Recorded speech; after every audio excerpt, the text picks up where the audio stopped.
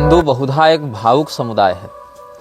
किसी भी वस्तु को अपनी भावना से जोड़कर बिना तथ्यों को जांचे परखे केवल किसी व्यक्ति विशेष या संस्थान विशेष के प्रति श्रद्धावनत होकर उसके समस्त क्रियाकलापों के प्रति अपने विवेक को पूर्णतया समर्पित कर देना और उसी के पीछे पीछे चलने को ही अपना सर्वस्व सुकृत मान लेना हिंदू समाज का एक अवगुण बन गया है। स्वविवेक का परित्याग करके किसी भी व्यक्ति के प्रति अपनी निष्ठा को संपूर्णतया समर्पित कर देने का दुष्परिणाम यह होता है कि उस व्यक्ति के संपूर्ण दोषों के प्रति भी आप अधिवक्ता का भाव रखते हुए पक्षपातपूर्ण वक्तव्य देने लग जाते हैं और उस व्यक्तित्व के ऊपर इतने आश्रित हो जाते हैं कि उस व्यक्ति के लिए गए निर्णय आपके विवेक को अवरुद्ध करके उस व्यक्ति की प्रज्ञा के अनुसार नचाने लगते हैं जो व्यक्ति आपकी दृष्टि में सर्वोच्च सर्वश्रेष्ठ और सर्वसमर्थ है।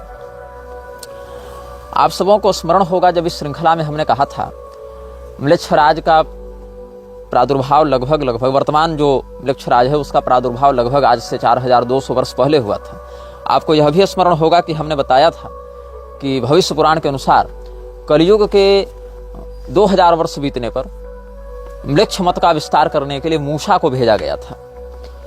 तो मूसा और म्लेच्छराज के मध्य लगभग जो अवसान का अवकाश हुआ जो वह लगभग 1000 वर्षों का था और 1000 वर्षों तक अपनी शक्तियों को बढ़ाने के बाद म्लेच्छराज ने व्यापक रूप से सैन्य अभियानों और पैशाचिक शक्तियों के माध्यम से अपने प्रभाव को विश्व में स्थापित करना प्रारंभ किया। यह भी हम आपको स्पष्ट कर चुके हैं।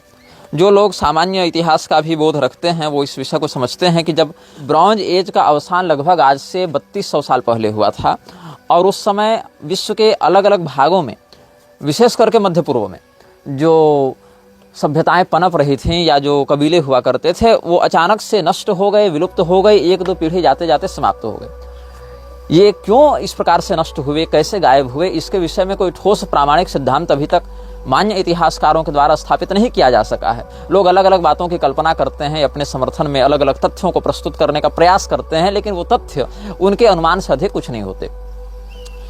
4200 साल पहले म्लेच्छराज आता है, लगभग 1000 वर्षों तक अपनी शक्तियों को बढ़ाता है। बीच में छोटे मोटे संघर्ष होते रहे उसके, जैसे कि जो उसके बेसिन इत्यादि के साथ संघर्ष हुए थे वो सब तो छोटे मोटे स्तर पर होते रहे, लेकिन उनका वैश्विक पटल पर प्रभाव नहीं पड़ सका और अनर्थकारक 15 तत्वों के माध्यम से प्रश्रय को प्राप्त करके कलिपुरुष के प्रति अपने भाव को निवेदित करके स्वयं को आत्मार्पित करके वह म्लेच्छराज सहस्र वर्षों तक पैशाचिक शक्तियों की आराधना करता रहा पश्चिमाम न्याय तंत्र की विधि के अनुसार। और पश्चिमाम न्याय तंत्र में किस प्रकार की बातें हैं, पश्चिमाम न्याय तंत्र में किस प्रकार की पैशाचिक शक्तियां हैं, उनका विश्व में क्या प्रभाव पड़ता है, इस विषय में हम आगे 5-7 अनुभाग और अलग से बनाएंगे जो कि आपको अवकाश मिले तो देख लीजिएगा। तो ब्रॉन्ज एज का अवसान 3200 साल पहले लगभग हुआ और उसी अवसान के साथ बहुत से मध्य पूर्वी सभ्यताएं भी नष्ट हुई और विलुप्त हुई। कैसे हुई इसके विषय में कोई ठोस बात सामने नहीं आई है और लगभग उसी के आसपास लगभग 3125-30 वर्षों के आसपास आज से पहले मूसा का भी आगमन हुआ था। उसी समय जो म्लेच्छ मतों के विस्तार का एक बड़ा म्लेच्छाचार्य कहा गया है, बल्कि उसको भविष्य पुराण में म्लेच्छों का गुरु बताया गया है, उसको म्लेच्छाचार्य ये उपाधि है मूसा की। और उसी से 1000 वर्ष पहले म्लेच्छराज भी आया है। तो इस समय जो हम बातें आपको बता रहे हैं उन बातों का अगर आप चिंतन करते जाएं तो बहुत कुछ बातें संकेत के रूप में भी सामने आती हैं। जैसे कोई व्यक्ति हैं, उन्होंने मुझे एक संदेश भेजा, लिखते हैं नारायण आचार्य, नारायण मतलब अभिवादन में कहा, ये आपके चलचित्र से बताए गए घटना से मेल नहीं खाते। ये हमारे बचपन में बहुत आता था, मतलब बहुत नवीन नहीं है पर 2000 के बाद के बच्चों का है। इसमें ये एक लौता विलेन था जिससे सारे बच्चे मोहित थे। इसके भी सींग हैं, लाल आंखें हैं, इसने भी अपनी आत्मा का सौदा किया, ये भी नरबली करता है, इसने भी अपने राज्य में प्रताड़ना की, अपने पिता पर किया, ये भी मरता नहीं, रूप बदलता है, वशीकरण करता है, पूर्णमासी में अधिक शक्तिशाली होता है, शैतान से ताकत मिलती है। आपको एक चलचित्र भेजा है, उसको देखिएगा। तो इन्होंने कोई किरमादा या क्या इस प्रकार के कोई पता नहीं कौन सा मादा है, अब तो एक मादा ममता कुलकर्णी भी है जो महामंडलेश्वर बन गई, किन्नर अखाड़ा। सब ये ममता जो है उसकी ममता नपुंसकत्व को कब प्राप्त हो गई हमें नहीं पता, लेकिन बन गई महामंडलेश्वर। और इसको महामंडलेश्वर किसने बनाया? किन्नर अखाड़ा ने बनाया। इसकी कौन सी योग्यता देखकर, ये वही लोग जाने। तो किन्नर अखाड़ा अब आउटसाइडर्स की भी बहाली कर रहा है, अदर देन ट्रांस, वो सबको अपने अंदर समाविष्ट कर लेना चाहता है। तो इसीलिए किन्नर अखाड़ा में नर मादा किन्नर सब मिलते हैं। तो कुल मिला के जब नर भी वहां चले जाएंगे, मादा भी चले जाएंगे और मिश्रित भी चले जाएंगे, तो बाकी अखाड़े को नष्ट करके सिर्फ किन्नर अखाड़ा रखा जाए। तो जैसे भगवान ने गीता के 3 अध्याय में कहा था, महाशनो महापापमा विद्येन मिहि वैरणम, बहुत खाता है, बहुत बड़ा पापी है, वही हाल है किन्नर अखाड़े का। ये बहुत बड़ा पाप का आडंबर लेकर चल रहा है। और अभी तो आप देखिए, अब किन्नर अखाड़ा के अलावा एक परी अखाड़ा भी आ गया। अब ये परी अखाड़ा क्या है? तो क्या यहाँ पर पंख लगा के उड़ने वाली परियां होती हैं? तो ये तो कुछ भी फैंसी नाम रखते जा रहे हैं। तो ये सब जितने भी परी अखाड़ा है, और फिर ये लोग बाद में बना देंगे जिन्नात अखाड़ा बना देंगे, कोई सुलेमानी अखाड़ा बना देगा। और एक आशंका हमें यह भी है कि जैसे विदेशी लोगों का हस्तक्षेप अखाड़ों में बढ़ता जा रहा है और अखाड़ों के लार टपकाते लंगोटी के ढीले महामंडलेश्वर उन विदेशिनियों के पीछे दौड़े चले रहे हैं, आतुरधाई महासुख दीजिए का जो उदार भाव था उसको विकृत रूप से प्रस्तुत कर रहे हैं। तो ये लोग कहीं विदेशी अखाड़ा न बना दें, गुरुंड अखाड़ा बना देंगे, जहाँ केवल गोरे लोग आएंगे और गोरी चमड़ी के साथ ये लोग बहुत दिव्य दिव्य साधना करेंगे और आप उंगली भी नहीं उठा सकते। कोई अगर विरोध कर देगा तो कह दीजिएगा बुरा जो देखन में चला, बुरा न मिलिया कोई। और अगर थोड़ा संस्कृत पढ़े होंगे तो कह दीजिएगा विद्या ददाते विनयम। तो ये जो परी अखाड़ा, जिन्नात अखाड़ा और लकड़बग्घा अखाड़ा, किन्नर अखाड़ा, सुलेमानी अखाड़ा, गुरुंड अखाड़ा, लतखोर अखाड़ा, जितने अखाड़े बनाने हैं ये लोग बना लेंगे। तो फिर क्या होगा अंत में? ये अखाड़े आपस में मल्ल युद्ध करेंगे, क्योंकि अखाड़े के जो वास्तविक संत साधु होंगे वो लोग ये सब सहन नहीं कर पाएंगे। तो होगा विद्रोह, होगा युद्ध, और उसके बाद हिंदू एकता का झंडा माउंट एवरेस्ट पर जाकर गाड़ दिया जाएगा। उसके बाद हिंदू राष्ट्र भी बन जाएगा और भारत में ऐसी अद्भुत एकता और ऐसा विकास देखने को मिलेगा जैसा मोदी जी के पूर्वज भी अपने सपने में नहीं सोचे होंगे कि हम भारत को इस ऊंचाई पर पहुंचा देंगे। जो म्लेच्छराज का अभियान होता है वो छोटे मोटे स्तर पर प्रभावी नहीं होता। वो जब भी काम करता है बड़ा काम करता है, बड़े पंगे लेता है। तो म्लेच्छराज के द्वारा जब भी किसी बड़ी शक्ति को भेजा जाता है, बड़ी शक्ति का तात्पर्य है जिसका प्रभाव समाज पर पड़े। जैसे मूसा को भेजा गया तो उस समय ब्रॉन्ज एज का अवसान हो गया, एक बिल्कुल नई सभ्यताओं का उदय और पुरानी का अंत ऐसा देखने को मिला उस क्षेत्र में। और जहाँ पर आप देखेंगे कि जब ईसा आया तो ईसा यद्यपि मूसा और पैगंबर की तुलना में उतना प्रभावित नहीं हो पाया म्लेच्छराज से, क्योंकि लड़का सीधा साधा था। इन दोनों की तुलना में, ऐसे वो भी बड़ा घाघ जंतु था, लेकिन इनकी तुलना में अगर देखी जाए बात उसके जीवन में, तो क्रूरता और स्वार्थ अपेक्षाकृत थोड़े कम थे। और म्लेच्छराज ने देखा कि हमने इसको जिस काम के लिए भेजा वो इस काम को उतना प्रभावी रूप से तो कर नहीं पा रहा है, तो उसको वशीकरण करके कर लेते हैं। तो इसने कह दिया कि जो मुझे वश में करना चाहता है वो इस संसार पर राज करता है, लेकिन हम उसकी बात नहीं मानेंगे। तो फिर आपको जैसा हमने बुक ऑफ लॉ से पढ़कर बताया था, एलिस्टर क्रॉली को जो हूर पार्क रात के मंत्री ने बताया कि फिर क्रॉस पर लटकवा के और उसकी आंखें बाज के रूप में नोच ली गई थी हूर पार्करात के द्वारा। तो जो म्लेच्छराज है उसने फिर पैगंबर को भेजा। तो म्लेच्छराज ने जब पैगंबर को भेजा, उसके बाद विश्व ने आतंकवाद और नरसंहार का एक अद्भुत विभत्स चेहरा देखा और विश्व के बहुत से भाग प्रत्यक्ष रूप से इससे प्रभावित हुए। और फिर इन तीनों को आपस में लड़वाकर उसने नरसंहार का वह स्वाद दिखाया संसार को, जो बहुत लंबे समय से अंतर्राष्ट्रीय स्तर पर ये समाज नहीं देखा था। उसके बाद हूर पार्करात के रूप में स्वयं को प्रस्तुत करते हुए अपने मंत्री के माध्यम से जो एलिस्टर क्रॉली को म्लेच्छराज ने 8, 9, 10 अप्रैल 1904 को काहिरा में जो संदेश दिलवाया था, उसके 123 महीने के बाद विश्व युद्ध प्रारंभ हुआ था और उस समय भी भयंकर नरसंहार हुआ। तो उस विश्व युद्ध में मरने वालों की संख्या जो हमने बताई थी, 44 लाख लोग मरे थे और लगभग 84 लाख घायल हुए थे, लगभग 37 लाख लापता हुए थे। ये केवल हारने वाले पक्ष की हमने संख्या बताई थी। यदि आप विजेता पक्ष की बात करेंगे तो वहाँ तो लगभग 55-56 लाख लोग मरे थे और 1,30 लाख लोग लगभग घायल हुए थे। तो मतलब देखें तो दोनों पक्षों को मिला दिया जाए तो यह संख्या 3-4 करोड़ तक पहुंच जाती है, जितने लोग युद्ध में सक्रिय रूप से सम्मिलित हुए थे। और लापता सिविलियंस की बात करें, माइग्रेटेड लोगों की बात करें, जिनका कोई अता पता नहीं चला, जो कि डॉक्यूमेंटेशन उतना नहीं था उस समय, तकनीक उतनी नहीं थी, लोगों का बायोडाटा जनसांख्यिकी उतनी तगड़े रूप से नहीं प्रस्तुत की जाती थी, बहुत स्थानों पर स्लेवरी भी थी, स्लेव ट्रेडिंग भी थी, तो उनका आंकड़ा उतना स्पष्ट प्राप्त नहीं होता है। लेकिन यह कहना चाहिए कि इतना भयंकर व्यापक रूप से नरसंहार होना और उसकी घोषणा ठीक 123 महीने पहले होना, और इतना ही नहीं, परमाणु बम जैसे बड़े विनाशक शस्त्रों का प्रयोग किया जाना और उसका जो दंश है वो आज भी समाज को आतंकित करना, और उसके बाद से केवल हर देश के लिए एक ही लक्ष्य बना देना कि हम अधिक से अधिक विनाश के हथियार पर रिसर्च करें और उसको तैयार करें। ये एक बहुत ही गंभीर और चिंतनीय विषय हो गया है। तो आप अगर जॉन विक सीरीज देखे होंगे तो वहाँ पर एक प्रसंग आता है जब जॉन विक सभी लोगों से लड़ता रहता है और बाद में उत्तरोत्तर ऊपर के अधिकारियों से लड़ता है। कॉन्टिनेंटल में भी जहाँ किसी भी विपक्षी की हत्या करना निषिद्ध था, कॉन्टिनेंटल में भी जाकर मर्डर कर देता है। अंत में उसको हाई टेबल के सामने प्रस्तुत किया जाता है। हाई टेबल के बाप रहते हैं एल्डर साहब, तो एल्डर से वो मिलने जाता है। अब एल्डर क्या है, कोई निश्चित घर में नहीं रहता था। एल्डर जो है वो किसी ऐसे संगठन में, सभा सोसाइटी में एज प्रेसिडेंट उपलब्ध भी नहीं होता था, लोग उसको जानते नहीं थे। लेकिन एल्डर अकेला मिला, उसको रेगिस्तान में मिला, एक तंबू गाड़े हुए था, एक दो नौकर उसके पास थे, कोई बॉडीगार्ड नहीं थे, कोई बड़ी बड़ी मशीनें और तकनीक नहीं थी। वही एल्डर एक रेगिस्तान में उसको मिलता है और उस एल्डर ने केवल एक आदेश दे दिया और उसके नीचे आने वाले सभी जो भी अलग अलग सिंडिकेट्स थे, माफिया थे और बड़े बड़े गून लीडर्स थे, सब के सब उसके सामने नतमस्तक हो गए। और ऐसे देखे तो एल्डर कहाँ था, एक तंबू गाड़ के रेगिस्तान में पड़ा हुआ था और वो वहीं से बैठे बैठे एक सिक्के के दम पर पूरे विश्व के माफिया को नियंत्रित कर रहा था। तो कहीं न कहीं आप मृक्षराज के जीवन से प्रेरित इसको समझ सकते हैं कि मृक्षराज भी ऐसे ही काम करता, अकेला पड़ा रहता है रेगिस्तान में और कभी किसी कुटिया में रह गया, कभी तंबू गाड़ के रह गया, लेकिन वो सामने आता नहीं उस रूप में। लेकिन उसकी हैसियत वह है, उसका प्रभाव वह है कि लोग विवश हो जाते हैं उसके सिंडिकेट वाले कि उसकी बात माने और अपरिहार्य रूप से उसको अविलंब लागू करें। तो जितने भी प्रकार के उपद्रव संसार में हो रहे हैं उनमें प्रत्यक्ष या परोक्ष रूप से उसकी संलिप्तता कहीं न कहीं प्राप्त हो जाती है। और जो लोग इस बात को नहीं समझते हैं वो लोग आंख वाले अंधे हैं, जो जानबूझकर या तो दुर्भाग्य से या तो अपने मानसिक स्थिति के उस स्तर पर न होने के कारण इन बातों को नहीं समझ पाते हैं। हिंदू मृक्षराज के चंगुल में इसीलिए जल्दी आ जाता है और उसको पता भी नहीं रहता क्योंकि हिंदू चमत्कारों के पीछे भागने वाला समुदाय बन गया है। उसको किसी प्रकार से कोई जादू टोना भूत प्रेत किसी रूप में दिखा दिया जाए तो अपना दिमाग लगाए बिना उसके सामने नतमस्तक हो जाता है।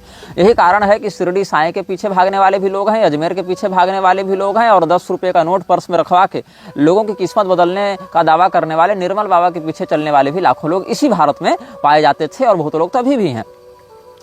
तो जितने भी इस प्रकार के भूत प्रेत जादू टोना वाले लोग हैं, जिसमें एक नाम संतोष भदौरिया का है जिसको तुम लोग करौली सरकार के नाम से जानते हो, वो क्या करता है, बड़े बड़े देवी देवताओं का नाम लेकर गाली बकता है। अरे इंद्र मैं तुझे आदेश देता हूँ, अरे वरुण मैं तुझे आदेश देता हूँ, अरे अग्नि मैं तुझे आदेश देता हूँ। इस प्रकार से अपशब्दों का प्रयोग करके देवताओं को तिरस्कृत करने वाली भाषा बोलता है। अरे परशुराम, अरे अश्वत्थामा, हम तुमको यहाँ से निकालेंगे, हम तेरा उद्धार करेंगे, जा करौली शंकर तेरा ऊपर कृपा करे। और मंत्र क्या देता है, बैलेंस, उसका मंत्र है बैलेंस, नमः शिवाय बैलेंस से ऐसे कुछ कहता, मतलब अंत में बैलेंस लगाता है वो। अब इतना बड़ा भूमाफिया पाखंडी, उसके साथ किसकी साठगांठ है, निर्विकल्पानंद की साठगांठ है। और निर्विकल्पानंद में क्या योग्यता है, उसने क्या तपस्या की है, कुछ नहीं। उसने कौन से संयम का पालन किया, कुछ नहीं। उसका खान पान चरित्र तुम किसी दिन मठ में जाकर 2-4 महीना रहो, खुद पता चल जाएगा वो किस स्तर का व्यक्ति है। और इसके बाद क्या है, उसका जो अध्ययन है वो किस शास्त्र में प्रवीणता है, कुछ नहीं। लेकिन हम सबके माथे पर बैठा कर उसको दंडी सन्यासी किसने बनाया, हमने तो नहीं बनाया ना, ये पूरी के शंकराचार्य जी ने बनाया। क्या योग्यता देखकर बनाया। तो कहीं न कहीं उनके ऊपर इस प्रकार का आंतरिक दबाव स्पष्ट रूप से है कि अयोग्यों को भी प्रश्रय वो दे रहे हैं, चाहे तो जानबूझकर चाहे तो विवश होकर। और कहीं न कहीं यह भी समझना चाहिए कि जो व्यक्ति ये दावा करते हैं कि मैं तीसरी आंख खोल दूं तो सब भस्म हो जाए, इस प्रकार की बहुत सी बातें वो कह चुके हैं। मैं स्पष्ट रूप से बिना किसी प्रकार का अंध भक्त बने हुए यह कहना चाहूँगा कि आप इतने समर्थ हैं, आप इतने योग्य हैं, साक्षात शिव स्वरूप के रूप में आपकी प्रतिष्ठा संत समाज में प्रसिद्ध है, तो अपने जो दाएं बाएं हाथ जिनको आपने बना रखा है उनके उपद्रवों पर आप नियंत्रण क्यों नहीं लगाते। क्योंकि अगर कोई सुनी सुनाई बात होती तो हम मान लेते कि चलो किसी ने अपयश कराने के लिए ऐसा कह दिया, लेकिन निर्विकल्पानंद तो आपके सामने ही आपका दंडी चेला होकर महिलाओं से रगड़ रगड़ कर कीचड़ होली खेल रहा था। इसमें तो कोई एडिटिंग या कोई अफवाह की बात नहीं है, ये तो प्रत्यक्ष बात है। लेकिन आपने अनुशासित नहीं किया, उसको समाज यही देखेगा और देख रहा है। जिसके पास आंख है वो देख रहा है, जो आंख फोड़कर आपसे दीक्षा लिया भैया हम उसकी बात नहीं बता सकते। यही कारण है कि आपके जो चेले निग्रहाचार्य केवल भगवान है इस प्रकार वाले वक्तव्य को केवल प्रसारित ही नहीं कर रहे थे, बल्कि आधिकारिक रूप से बैनर बनाकर इसको प्रसारित किया गया, गोवर्धन मठ का लोगो लगाकर। वही नालायक मृक्षराज वाले विषय पर क्यों नहीं बैनर लगाकर लिख रहे हैं, आपका फोटो लगाकर कि मृक्षराज भविष्य में होने वाले भीषण नरसंहार की योजना का पात्र है, ऐसा जो आपने वक्तव्य दिया उसको क्यों प्रचारित नहीं कर रहे। क्योंकि आप जो हैं ऐसे लोगों से घिरे हुए हैं जो पहले से मृक्षराज के अभियान को चाहे जानबूझकर चाहे अनजाने में प्रश्रय दे रहे हैं, क्योंकि निर्विकल्पानंद जानता है कि जिस दिन आप ब्रह्मलीन हुए उसके बाद अगला दावेदार वही है, क्योंकि पूरी शंकराचार्य के दीक्षित दंडी सन्यासी तो दूसरे दिख नहीं रहे। अब चूंकि स्वरूपानंद सरस्वती के साथ 2 दंडी चलते थे, उधर श्रृंगेरी वाले के साथ विधुशेखर स्वामी चलते हैं, विधुशेखर भारती चलते हैं, और इधर कोई चलता नहीं था दंडी। तो लोगों ने कहा कैसे नहीं चलेगा, इधर भी दंडी चलेगा, तो कैसे चलेगा, दंडी को मिल नहीं रहे थे क्या आपको संसार में, तो बना दिया गया इसी व्यक्ति को, निर्विकल्पानंद सरस्वती को। जबकि ज्ञान दृष्टि से, तपो दृष्टि से या अन्य संयम आदि की दृष्टि से निर्विकल्पानंद किस हैसियत में खड़े होते हैं, बिल्कुल कहीं उनकी कोई तुलना ही नहीं है। तो परिकर जिन लोगों के साथ साठगांठ रखते हैं उसमें गुरु का हित नहीं होता, परिकर का हित होता है। हम शंकराचार्य जी के यहाँ से आए हैं ऐसा सोचकर नेता मंत्री सब सम्मान देंगे, अरे ये तो शंकराचार्य के यहाँ से आए हैं तो सम्मान मिलेगा, वहां से सेटिंग करेंगे। गुरु जी जैसे ब्रह्मलीन हुए गद्दी पर हम काबिज हो जावे, और काबिज होने के बाद सपोर्ट कहाँ से दिलाएंगे, तो ऐसे ही लोगों से। तो बागेश्वर वाले सपोर्ट कर देंगे, करौली वाले सपोर्ट कर देंगे, मुरारी सपोर्ट कर देगा। हाँ, पुरी के अगले शंकराचार्य निर्विकल्पानंद सरस्वती हैं, तो बन गए निर्विकल्पानंद, साक्षात शिव स्वरूप जगत गुरु शंकराचार्य। और सबके माथा पर चढ़कर मूतेंगे, फिर कहेंगे कि हम जो कह दें वही धर्म है और हम जो कह दें वही शास्त्र है, जबकि वास्तविकता सबको पता है। और उसके बाद अंध भक्त जो चेले हैं वो वकालत करते रहते हैं कि सिद्धांत की बात अलग होती है, व्यवहार की बात अलग होती है। तो भैया क्यों योगी मोदी को तुम डांटते रहते हो कि ये मृच्छ तंत्र है, ये शासन का विनाश होना चाहिए, ऐसे नेताओं को जेल में डाल देना चाहिए, ये सब नकली शंकराचार्य घुमा रहे हैं। तब वो भी तो कहेगा ना कि नहीं नहीं, सिद्धांत से हम मानते हैं कि आप ही असली शंकराचार्य, लेकिन व्यवहार की बात है तो हम इनको भी मानते हैं, क्योंकि व्यवहार अलग है और सिद्धांत अलग। तो जो कथित विद्वान लोग हमारे विरुद्ध में व्यंग करते हुए कह रहे थे कि जगत व्यवहार अलग बात है और जो सिद्धांत पक्ष है वो अलग बात है, ऐसे लोगों को पहले अपने गुरु की संगति करनी चाहिए। पहले शिष्य बनो, गुरु मत बन जाओ तुरंत, और देखो कि तुम्हारे गुरु क्या कह रहे हैं। तुम्हारे गुरु कह रहे हैं कि सैद्धांतिक धरातल पर, व्यावहारिक धरातल पर और दार्शनिक धरातल पर सज्जनों को एक निष्ठ होना चाहिए, एक मत होना चाहिए, इसमें विभेद होने से दिक्कत होती है, आपके गुरु का कथन है। ये वही बात हो गई कि स्वामी करपात्री जी ने भूसुंडी रामायण को प्रामाणिक माना, लेकिन हम उसी प्रामाणिक भूसुंडी रामायण से अगर शबरी जी के भीड़नी होने और भगवान को अपना उच्छिष्ट भक्षण भावातिवेश में कराने का प्रमाण दे दें, तो फिर लोग कहते हैं भूसुंडी रामायण तो 100, 150, 200 साल पहले किसी ने लिख दिया, ताकि करपात्री स्वामी जी की वकालत की जा सके। और यही सैद्धांतिक और व्यावहारिक धरातल पर स्वामी करपात्री जी अगर विभेद कर देते तो क्या मूर्ख थे जो हिंदू कोड बिल का विरोध कर रहे थे? कह देते ना कि देखो व्यवहार के कारण हम हिंदू कोड बिल का समर्थन करते हैं, बाकी सिद्धांत में तो हम भैया वर्णाश्रम के ही समर्थक हैं, ऐसा कह देते ना। तो परिकरों और शिष्यों को लज्जा आनी चाहिए कि जानबूझकर मुरारी और करौली जैसे ढोंगियों को पूरी शंकराचार्य से मिलाते हैं, उनको इनकी वास्तविकता नहीं बताते हैं या जानबूझकर इनका महिमा मंडन करते हैं। उनके साथ क्या फोटो और रील और क्या बढ़िया बढ़िया बैकग्राउंड म्यूजिक लगाकर वायरल किया जाता है, और ऐसे माफियाओं को शंकराचार्य के पास लेकर जाते हैं और शास्त्रज्ञ जनों का तिरस्कार करवाते हैं। और उससे अधिक धिक्कार है शंकराचार्य के उन प्रबुद्ध शिष्यों पर जो इस कुकर्म के विरुद्ध कुछ कहने का औकात नहीं रखते। तुम लोग ही इस अधर्म को प्रश्रय दे रहे हो ना। प्रारंभ में अगर तुमने इस प्रकार के कुकर्मों के विरुद्ध मुखर होकर आवाज उठाई होती कि गलत हो रहा है, तब देखते कैसे संक्रमण फैलता, लेकिन नहीं, यहां पर तो गुरु की चापलूसी करने से फुर्सत नहीं है। अपने वृद्ध आचार्य के मुख पर उनके ही सिद्धांत का बलात्कार करने वाले व्यक्ति को उन्हीं के द्वारा सम्मानित करवाते हुए तुम लोगों को लज्जा नहीं आती, और इस कुकर्म का विरोध करने के स्थान पर लीपापोती कर रहे हैं। ये समलक्षराज के मानसिक गुलाम हो चुके हैं। बाहर से उसके अस्तित्व को माने या न माने, कोई अगर कहे कि हम उसके गुलाम नहीं है, फिर भी मानसिक रूप से वो उसी का गुलाम बनकर उसके ही कुकर्म को प्रश्रय दे रहा है। मनस्येकम वचस्येकम कर्मण्येकम महात्मनाम, मनस्संयत वचस्संयत कर्मण्यन्यत दुरात्मनाम। ये दुरात्मा और महात्मा के भेद में शास्त्र कहते हैं कि मन वाणी क्रिया से जो एक हो वह महात्मा होता है, जिसमें इस प्रकार का वैषम्य देखे जाने को मिले वह दुरात्मा होता है। तो ये लोग कहते हैं कि ऐसे ऐसे लोग से अगर सैद्धांतिक मतभेद भी हो जाए तो भी हम उनसे मुंह फुलाकर थोड़े रहेंगे, उनसे तो हम उत्सवों में, हमारे उत्सवों में वही शोभा का काम करेंगे, उनसे हमारा काम निकलता है। तो अगर उत्सवों की शोभा बढ़ाने और काम निकालने हेतु दुष्टों का समादर करने के बाद आक्षेप की वकालत करने में स्वयं को सिद्धांतनिष्ठ दिखाना है, तो ये तो फिर अलग लेवल की प्रतिभा है तुम्हारी। फिर किस अधिकार से तुम लोग बाकी लोगों को गाली देते हो कि तुम वर्णाश्रम का विरोध कर रहे हो? वो तो कहेगा कि व्यवहार में हम मानते हैं कि विधवा विवाह कर लेना चाहिए, बाकी सिद्धांत से हम विरोध करते हैं विधवा विवाह का। ये वही बात हो गई। राम मंदिर प्रकरण में सिद्धांत से कुछ और मान रही थी सरकार और व्यवहार से कुछ और मान रही थी, तो काहे बिलबिला रहे थे तुम लोग? बताओ। सिद्धांत निष्ठ व्यवहार कुशल जन भी तो बन सकते हो कि सिद्धांत विरोधी व्यवहार कुशल बनना है? तो अगर तुम लोग सिद्धांत निष्ठ होते तो सिद्धांत के आधार पर व्यवहार करते। जैसे हमने जिन जिन बिंदुओं पर पूरी शंकराचार्य का समर्थन किया उन बिंदुओं को भी समाज में प्रसारित करते। भाई सिद्धांत की बात है, वहां प्रसारित करेंगे। लेकिन किया क्या? शंकराचार्य जी के साथ हम खड़े दिखते हैं अनेक बिंदुओं पर, लेकिन हमारे साथ शंकराचार्य के ये कथित मानसी से खड़े नहीं दिखते, तब नहीं दिखेंगे। और ये लोग चाहते हैं कि सब लोग सार्वभौम जगत गुरु के छत्र छाया के तले आ जावें, और उसमें भी केवल हमारे पीठ वाले के तले आ जावें। बाकी चारों का हाल वही है, और चारों के विषय में हम समयानुसार अलग अलग बातें कर चुके हैं। हमने तो शंकराचार्य जी का कई बार मुखर समर्थन किया ऐसे शास्त्रीय विषयों पर, लेकिन राजेंद्र दास ने शास्त्रीय विषयों पर कितनी बार समर्थन किया नाम लेकर पूरी शंकराचार्य का, शासन के विरुद्ध टकराते हुए। प्रेमानंद बाबा ने कितनी बार किया, मुरारी ने कितनी बार किया, शासन से टकराते हुए शंकराचार्य का समर्थन करना कितनी बार इन्होंने किया। लेकिन इनके साथ फोटो वीडियो और इनके बयानों को आधिकारिक रूप से प्रसारित करते हैं पूरी के परिकर, लेकिन हमारे विषय में जो शास्त्रीय सिद्धांतनिष्ठ बात है उसको नहीं करते। तो ये विशुद्ध अवसरवादिता है तुम्हारी, और अपने गुरु के भी तुम सगे नहीं हो, क्योंकि अपने गुरु की कथनी का बलात्कार करने के ही कारण तुम लोगों ने आज तक म्लेच्छराज वाले विषय पर अपने गुरु की बात का वैसा प्रसारण नहीं किया जैसा किया जाना चाहिए, क्योंकि वहां तुमको मतलब नहीं है, टीआरपी नहीं है, बल्कि तुमको ये भय है कि अगर ये बात प्रसारित कर दें तो निग्रहाचार्य की प्रामाणिकता बढ़ेगी संसार में। इसीलिए तुमको अपने गुरु की भी बातों को स्वयं से फिल्टर करना है कि हम तय करेंगे कि मेरे गुरु की कौन सी बात समाज में जाएगी और कौन सी बात नहीं जाएगी। तो ये अवसरवादिता है, ये तुम्हारी सिद्धांत निष्ठा नहीं है।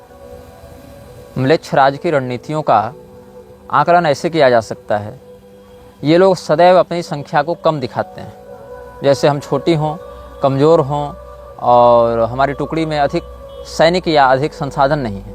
इस प्रकार से ये लोग अपने सैन्य बल को बहुत ही अधिक कम, मतलब अगर 100 सैनिक हैं तो उसको 20-25 ऐसे दिखाएंगे। इस प्रकार से अपने शत्रु के मन में अपनी सेना की सही स्थिति को न बताया जा सके, इस प्रकार का छल दिखाते हैं।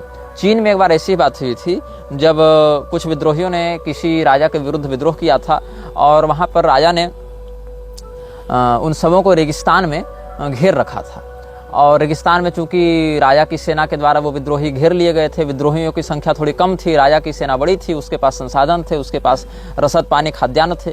तो उस स्थिति में जब रेगिस्तान में इन सैनिकों के पास, विद्रोहियों के पास भोजन इत्यादि नहीं बचा और ये भूखों मरने के लिए विवश हो गए, इनका पूरा का पूरा जो मनोबल था वो टूटने लगा, उसी समय इन्होंने देखा कि पीछे से रेत का बवंडर आ रहा है।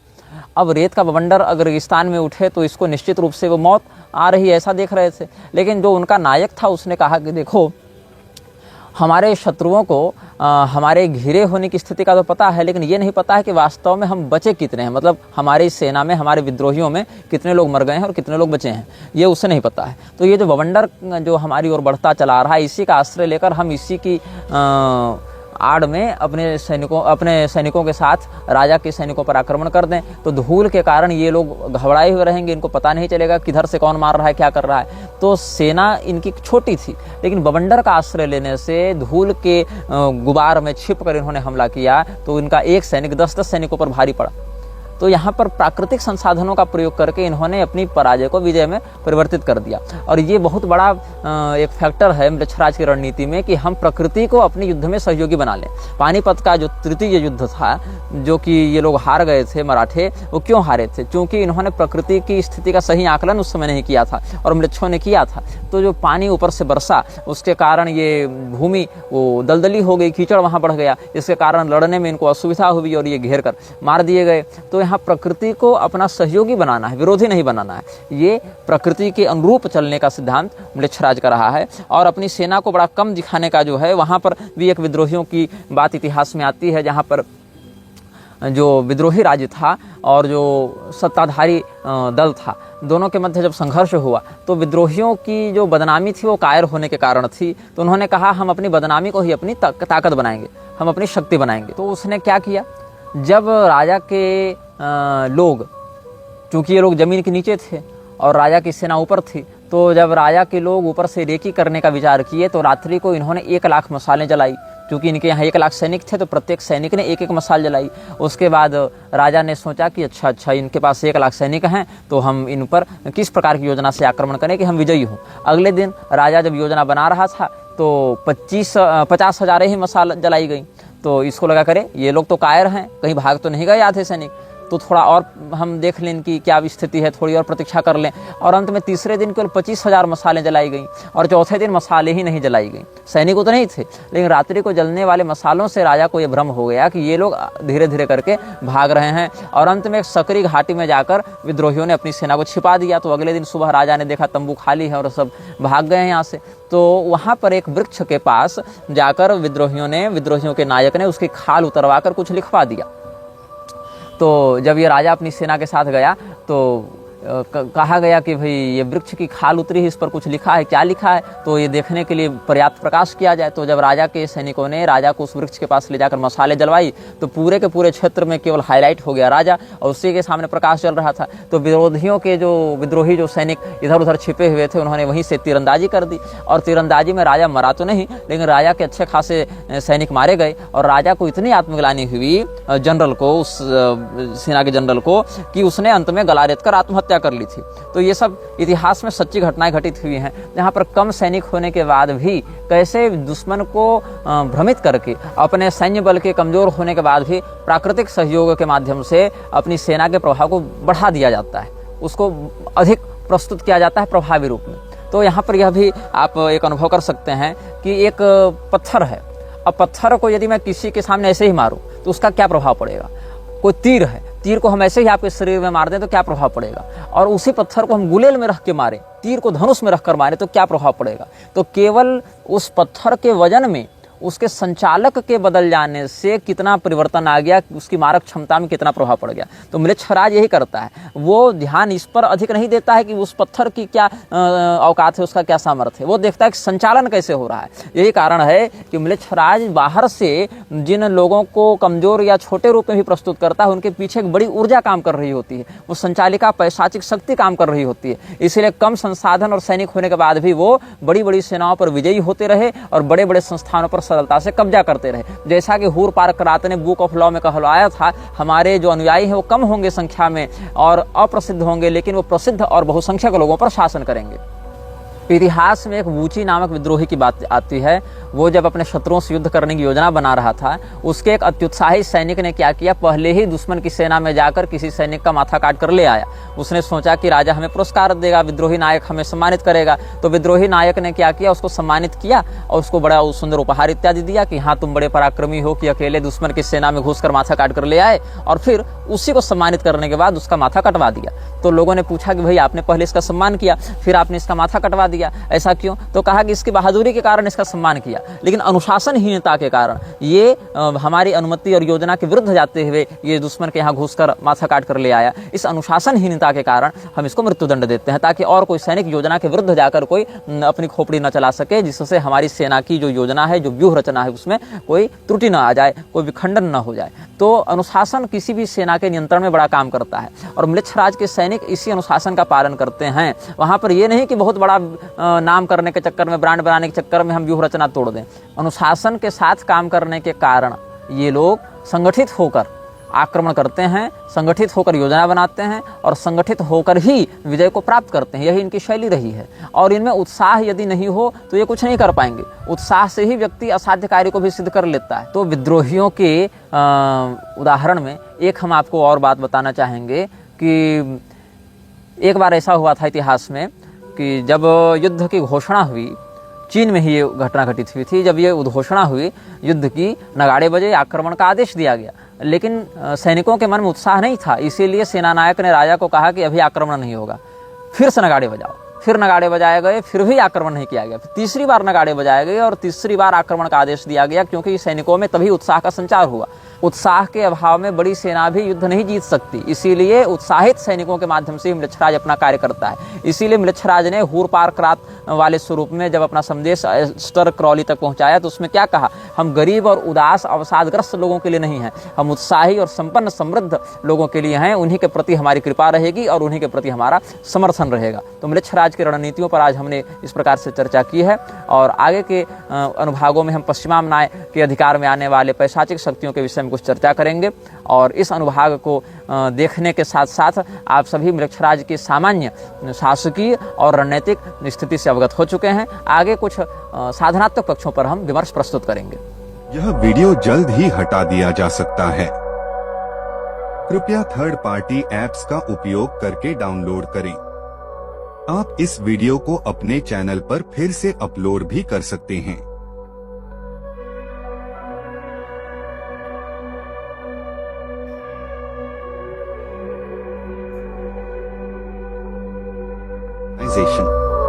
This video may get deleted soon.